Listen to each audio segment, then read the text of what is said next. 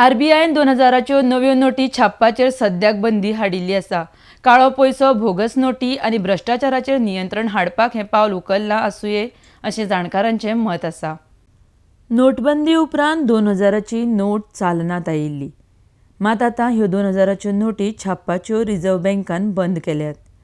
म्हायती अधिकारी खाला ह्या संदर्भात म्हायती मेळटा ती अशी: आरबीआय सांगता चालू आर्थीक वर्सांत 2000ची एक्कूय नोट छापिल्ली ना, पूण अदीक मोलाच्यो नोटी छापपाचें बंद करपा फाटलें कारण बोगस नोटी, काळो पयसो आसूं येता अशें कांय जाणकारांचें म्हणणें आसा। 2016 वर्सा केंद्र सरकारान 500 आनी 1000 रुपयाच्यो पोरण्यो नोटी चलनांतल्यान स्क्रॅप करपाचो निर्णय घेतिल्लो।